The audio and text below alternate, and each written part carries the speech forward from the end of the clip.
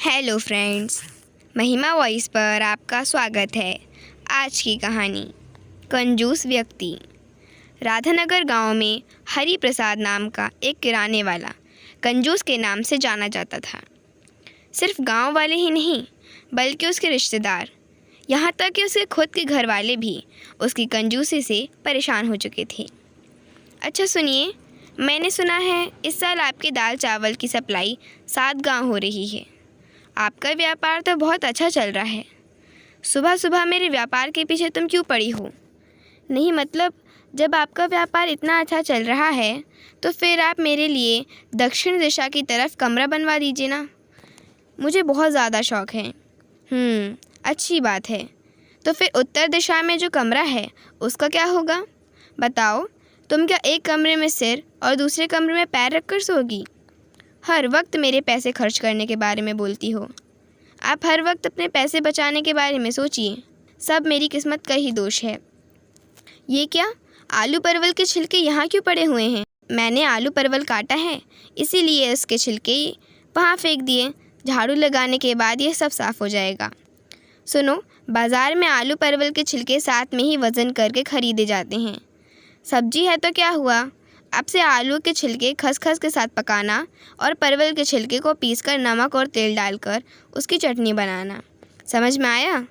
ये तो बहुत ही कंजूस है। अरे रवि भाई, 1 पाव सरसों का तेल तो देना, इस महीने बिल में जोड़ लेना। रुको रुको रवि। अरे रतन, तुम्हारे पिछले महीने के भी कुछ रुपए बाकी है ना? हाँ भाई, बाकी हैं 5 रुपये। तो फिर तुम बेशर्मों की तरह मुँह उठाकर यहाँ पर किस मुँह से चले आए? अरे भाई, वो रुपए इस महीने के बिल में जोड़ लेना। नहीं भाई, पहले पिछले महीने के सारे पैसे चुकाओ, उसके बाद ही यहीं आना। समझ में आया? रवि, तेल वापस डाल दो। चलो डालो। और तुम जाओ यहाँ से तेल लेने, कहीं और जाओ। ओ भाई, वो देखो तुम्हारा परीक्षण करने वाला आ रहा है। अपनी बटखरे और तराजू लेकर तैयार हो जाओ। सही कहा भाई, पहले वज़न करेगा, उसके बाद कीमत तय करेगा। पैसे कमाने के लिए पसीना बहाना पड़ता है भाई, इसलिए खुद से परीक्षण किए बिना मैं कुछ भी नहीं खरीदूंगा। सुनो भाई, वो वाली मछली वज़न करने के लिए तराजू पर। हाँ देता हूँ साहब, देता हूँ।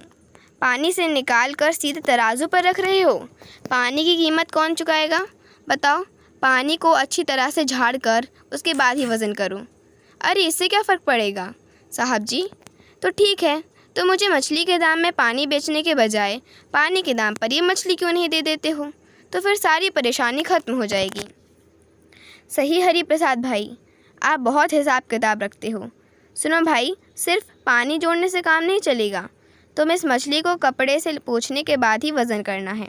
बाज़ार में सभी के सभी लोग आपसे बहुत डरते हैं। क्या बोलते हो हरि भाई? अरे क्या बोलूँ मदन भाई, सभी बहुत बदमाश हैं, सिर्फ इंसानों को ठगने के प्रयास में ही रहते हैं। तुम बताओ, कैसे हो आजकल? हाँ क्या बताऊँ हरि भाई, आजकल थोड़ी मुसीबत में हूँ। मेरे घर में मैंने तो नए कमरे बनाए हैं, इसलिए उनमें काफ़ी खर्चा हो गया है। इसलिए किराने के काम पर थोड़ा दबाव बन गया है। अगर आप थोड़ी मदद कर देते तो मेरी मुश्किल थोड़ी आसान हो जाती। नहीं भाई, मैं तुम्हारी कोई मदद नहीं कर सकता हूँ। अपना इंतज़ाम तुम खुद कर लो। चलो मैं तुम्हें अपना आम का बगीचा दिखाता हूँ, आओ मेरे साथ। अरे लोगों ने तो मेरा पूरा बगीचा बर्बाद कर डाला। इन सभी बदमाशों ने चोरों की मंडली बना रखी है। मैं छोड़ूंगा नहीं। अरे हरि प्रसाद भाई, आपका इतना बड़ा बगीचा है, इसमें कितने सारे आम हैं। ये लोग भला कितने आम खा लेंगे? 2 भी खाएंगे। ये मेरा बगीचा है, ये मेरे पेड़ हैं, इसमें जितने भी फल फलेंगे वो सारी मेरी ही संपत्ति है। अगर तुम्हें इतनी तकलीफ़ हो रही है तो बाज़ार से आम खरीद कर इन्हें खिला दो।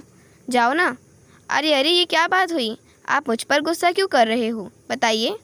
अरे बदमाश की मंडली, नीचे उतरो पेड़ से, मैं बोल रहा हूँ, वरना मैं सभी की डंडे से पिटाई कर दूँगा। मेरे बगीचे से आम की चोरी करके सोचे थे कि भाग जाओगे? चलो, जितने भी आम अपने पास दबा रखे हैं मुझे दे दो। एक एक आम लेकर अपने घर जाओ। चलो भागो यहाँ से। ठीक है हरि प्रसाद भाई, अब मैं भी घर चलता हूँ। अच्छा सुनो, तुम भी ये थोड़े से आम लेकर जाओ, वरना बाद में कहोगे कि हरि प्रसाद भाई बहुत ही कंजूस है, 1 आम तक नहीं दिया।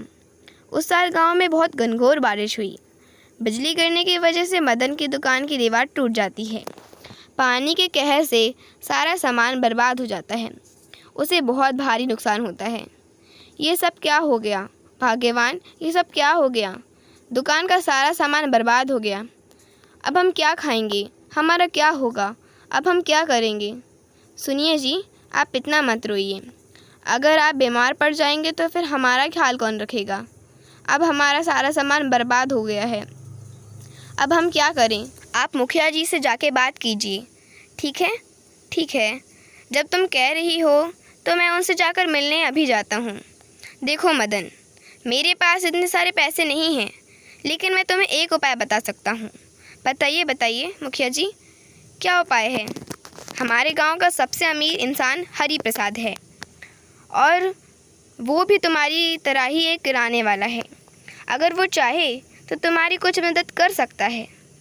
हाँ, उन्हें तो मैं पहचानता हूँ, लेकिन जानता हूँ वो बहुत कंजूस है और हिसाब किताब वाला है। फिर भी एक बार कोशिश करके देखो, वो मेरी कैसे मदद करेगा, ये मैं अच्छे से जानता हूँ। उस शाम डरते डरते मदन हरि प्रसाद के घर जाता है। वो जैसे ही दरवाज़ा खटखटाने जाता है, तभी उसे अंदर से हरि प्रसाद के चिल्लाने की आवाज़ सुनाई देती है। आखिर बात क्या है भाई? जब तक तुम मुझे रास्ते पर नहीं बैठा दोगी, तब तक तुम्हें शांति नहीं मिलेगी, है ना? आखिर हुआ क्या? तुम्हारा दिमाग ख़राब हो चुका है। एक कमरे में 33 दिए क्यों जल रहे हैं? तेल क्या मिट्टी की खुदाई करके मिल रहा है? ऐसा नहीं है, थोड़ी ज़्यादा रोशनी होगी इसलिए मैंने जलाया था। ये क्या, इतनी मोटी रुई? इसमें तो ज़्यादा तेल भी लगेगा। इसी वक्त बुझाओ, इसी वक्त बुझाओ इसे, मैं कह रहा हूँ, वरना बुझा रही हूँ, इसी वक्त बुझा देती हूँ। ठीक है। हरी भाई, कौन है ये? क्या मदन भाई, तुम इतनी शाम में? क्या बात है? क्या मुसीबत है? सभी की नज़र मेरे पैसों पर ही है। अरे जब भी मदद की ज़रूरत पड़ती है, सभी मेरे पास ही आ जाते हैं।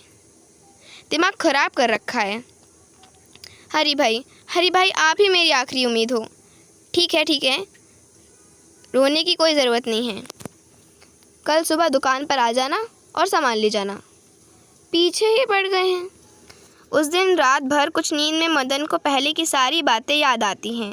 उसके बाद वो सपना देखता है कि हरि प्रसाद 2 बैलगाड़ी पर दाल चावल लाद कर उसके घर आया है और दरवाजे पर खड़े होकर उसे ज़ोर ज़ोर से पुकारता है। हरि प्रसाद की आवाज़ से अचानक ही मदन की नींद खुल जाती है। अरे हरि भाई, आप मतलब, अरे तुम तो आने वाले थे ना?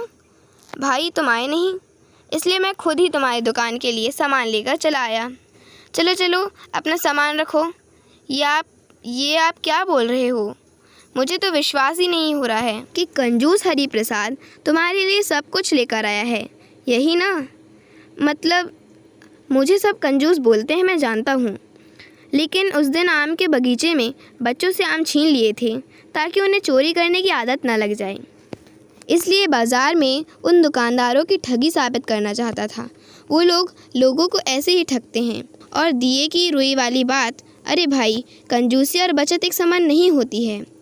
मैं उस दिन भाग्यवान को यही समझाने की कोशिश कर रहा था। ज़रूरत से ज़्यादा खर्च करना बिल्कुल भी सही नहीं है। आपको मैंने गलत समझ लिया था। हरी भाई मुझे माफ़ कर दीजिए। भाई मुझे माफ़ कर दीजिए। अरे छी। अरे ज़रा याद करो, इससे पहले मैंने तुम पैसे देने से मना कर दिया था, लेकिन आज तुम बहुत बड़ी मुसीबत में हो। अगर आज मैं तुम्हारा साथ नहीं दूंगा तो फिर क्या मैं इंसान कहलाने के लायक हूँ? इन पैसों से सबसे पहले दुकान की टूटी हुई दीवार की मरम्मत करवाओ, ठीक है? अब मैं चलता हूँ। मदन चौंक कर खुली आंखों से हरि प्रसाद की ओर श्रद्धा से हाथ जोड़कर देखता ही रह जाता है। Thank you for watching.